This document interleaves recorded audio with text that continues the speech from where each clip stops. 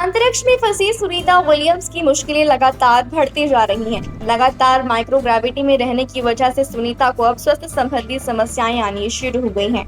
Bond density के साथ साथ अब उन्हें एक और खतरनाक समस्या होने लगी है। इसके बारे में हम आपको आज की वीडियो में बताएंगे। आपको पता ही है कि भारतीय मूल की अमेरिकी एस्ट्रोनॉट सुनीता विलियम्स को स्पेस में फंसे हुए 2 महीने से ज्यादा का वक्त बीत चुका है। अब खबर आ रही है कि उन्हें आंख में तकलीफ का सामना करना पड़ रहा है। लंबे समय से जीरो ग्रेविटी में रहने की वजह से उन्हें ये समस्या हुई है।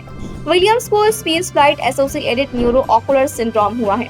इस बीमारी में आंखों के लिए जरूरी पोषक तत्व उन तक नहीं पहुंच पाते हैं। इससे नजरें धुंधली हो जाती हैं और आंख के आकार में बदलाव आ जाता है। फिलहाल उनकी रेटिना, कॉर्निया और लेंस स्कैन किए गए हैं और इलाज किया जा रहा है। आपको बता दें कि सुनीता विलियम्स के अलावा एस्ट्रोनॉट बुच विल्मोर भी इंटरनेशनल स्पेस स्टेशन में फंसे हुए हैं। दोनों अंतरिक्ष यात्री 6 जून को अंतरिक्ष स्टेशन पर पहुंचे थे। ये मिशन 8 दिन तक चलना था। उन्हें 13 जून को वापस आना था, लेकिन स्पेस क्राफ्ट में खराबी आने की वजह से वो वापस नहीं आ सके। फिलहाल दोनों 2 महीने से इंटरनेशनल स्पेस स्टेशन में ही हैं। नासा लगातार दोनों की वापसी के लिए तरीके खोजने में लगा हुआ है। हाल ही में अमेरिकी स्पेस एजेंसी नासा ने कहा कि दोनों की वापसी में फरवरी 2025 तक का वक्त लग सकता है।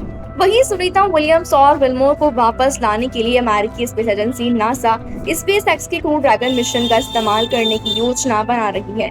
क्रू ड्रैगन मिशन सितंबर 2024 के लिए निर्धारित है। इसके फरवरी 2025 में पृथ्वी पर वापस आने की उम्मीद है। विलियम्स और विल्मोर इस मिशन पर पृथ्वी पर वापस आ सकते हैं। ऐसा होने पर अंतरिक्ष में उनका प्रवास 8 महीने से ज्यादा का हो जाएगा। ऐसे में अंतरिक्ष मिशन में देरी के लिए बोइंग को कड़ी आलोचना का सामना करना पड़ रहा है। ऐसे में अपने अंतरिक्ष यात्रियों को वापस लाने के लिए स्पेस एक्स के अंतरिक्ष यान का चयन करना कंपनी के लिए एक झटके की तरह होगा। पिछले कुछ महीनों में कई रिपोर्ट में बताया गया है कि बोइंग कई तकनीकी मुद्दों और देरी से जूझ रहा है, जिसके चलते भारी लागत आई है।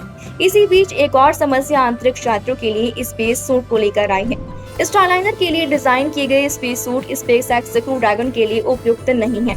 ऐसे में अगर सुनीता विलियम्स और विल्मोर क्रू ड्रैगन से वापस लौटते हैं तो उन्हें अपनी स्पेस सूट को त्यागना पड़ सकता है।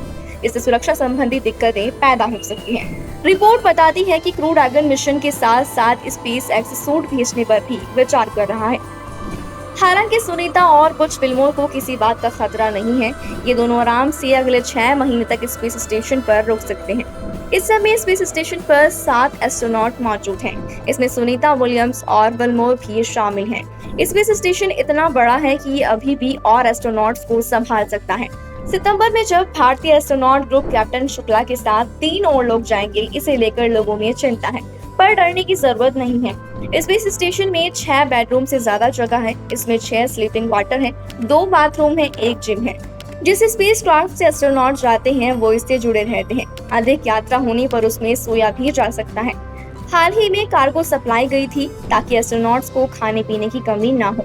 इसी के साथ ही आपको बता दें कि सुनीता विलियम्स के लौटते समय स्पेस क्राफ्ट में स्पेस स्टेशन का कचरा भी साथ आएगा। इसे वायुमंडल में छोड़ दिया जाएगा, जो जलकर खत्म हो जाएगा। लेकिन अब उनकी वापसी को लेकर लग रहे इतने लंबे समय को लेकर लोगों के मन में सवाल है कि क्या अंतरिक्ष में इतना लंबे समय बिताना ठीक है। वैसे अंतरिक्ष में 8 से 10 महीने बिताना अच्छी बात नहीं है, लेकिन कई एस्ट्रोनॉट इससे ज्यादा समय स्पेस स्टेशन पर बिता चुके हैं। सबसे ज्यादा दिन अंतरिक्ष में बिताने का रिकॉर्ड रूसी कॉस्मोनॉट वलेरी पोलियाकोव के पास है। ये 438 दिन तक मीर स्टेशन पर रहे थे, जनवरी 1994 से लेकर मार्च 1995 तक। सुनीता और विल्मोर इस बार करीब 250 दिन बिताकर स्पेस स्टेशन से वापस लौटेंगे।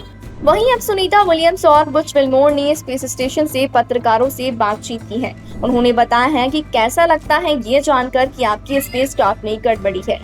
बुच विल्मोर ने कहा कि लॉन्चिंग तो बहुत ही शानदार थी। हम दोनों सीट पर बैठे थे। कैप्सूल ने जैसे ही गुजरते हुए वायुमंडल में प्रवेश किया, हमें माइक्रोग्रेविटी महसूस होने लगी। अंतरिक्ष में स्टारलाइनर बेहतरीन परफॉर्म कर रहा था। जब विलियम्स से कहा गया कि आप स्टारलाइनर की परफॉर्मेंस को 1 से 10 रेटिंग में क्या देंगे, 1 यानी कि बेस्ट और 10 यानी कि बेहद खराब, तो उन्होंने कहा कि 1 रेटिंग नहीं दे सकता, पर एक बार मन हुआ था। इस यान की सटीकता बेहद शानदार थी। कम से कम मिशन के 2 दिन तक तो इसने बेहतरीन काम किया। लेकिन जब हम स्पेस स्टेशन के नजदीक पहुंचे तो स्टारलाइनर की 28 ट्रैक्शन कंट्रोल सिस्टम थ्रस्टर्स में से एक अचानक से बंद हो गया। इसके बाद दूसरे भी ऑफलाइन हो गए। विल्मोर ने स्पष्ट कहा कि थ्रस्टर कंट्रोल और यान की क्षमता कमजोर हुई थी क्योंकि हैंडलिंग के समय दिक्कत आ रही थी। मुझे और सुनीता को मैनुअल कंट्रोल करना पड़ा था, जबकि ग्राउंड स्टेशन से कैप्सूल की दिक्कत दूर की जा रही थी। 5 थ्रस्टर्स बंद हो चुके थे, लेकिन कुछ चल रहे थे। इसके बावजूद डॉकिंग हो गई। उन्होंने आगे बताया कि स्टारलाइनर स्पेस स्टेशन के नजदीक तक ऑटोमेटिक मोड में पहुंचा था, लेकिन डॉकिंग से ठीक पहले थ्रस्टर्स में दिक्कत आई, इसलिए हमें मैनुअल कंट्रोल करना पड़ा। नासा को यह भी पता चला था कि स्टारलाइनर की हीलियम सप्लाई में 5 बार लीक हुआ था। इसकी मदद से ही प्रोपल्शन सिस्टम काम करता है। दरअसल स्टारलाइनर में एक्सपेंडेबल प्रोपल्शन सिस्टम है, यानी इस यान में सर्विस मॉड्यूल है। अगर इस कैप्सूल के जरिए दोनों अंतरिक्ष यात्रियों को धरती पर लाना है, तो ये सर्विस मॉड्यूल ही स्टारलाइनर को स्पेस स्टेशन से अलग करेगा। फिर उसे एक खास पोजीशन पर लाकर सीधे धरती की ओर भेज दिया जाएगा। कैप्सूल धरती की वायुमंडल को पार करके जमीन पर पैराशूट के जरिए गिरेगा। अभी नासा और बोइंग के इंजीनियर इस कैप्सूल को ठीक करने में लगे हुए हैं। ह्यूस्टन में दोनों ही संस्थाओं के इंजीनियर सिमुलेशन कर रही हैं ताकि कैप्सूल को ठीक किया जा सके। सॉफ्टवेयर को अपडेट किया जा रहा है। साथ ही ये भी ऑप्शन देखा जा रहा है कि क्या स्पेस स्टेशन पर ही हार्डवेयर बदलने की समस्या हल हो सकती है या नहीं। जैसे ही नासा का ग्रीन सिग्नल मिलेगा, स्टारलाइनर के थ्रस्टर्स को ऑन किया जाएगा ताकि कैप्सूल स्पेस स्टेशन से अलग हो सके। इसके बाद शुरू होगी धरती पर लौटने की 6 घंटे की खतरनाक यात्रा। उम्मीद करते हैं कि आपको हमारी ये इन्फॉर्मेशन पसंद आई होगी। इस वीडियो पर आपका कोई सवाल हो तो हमें कमेंट करें। फिर मिलते हैं एक नई वीडियो के साथ, तब तक के लिए शुक्रिया।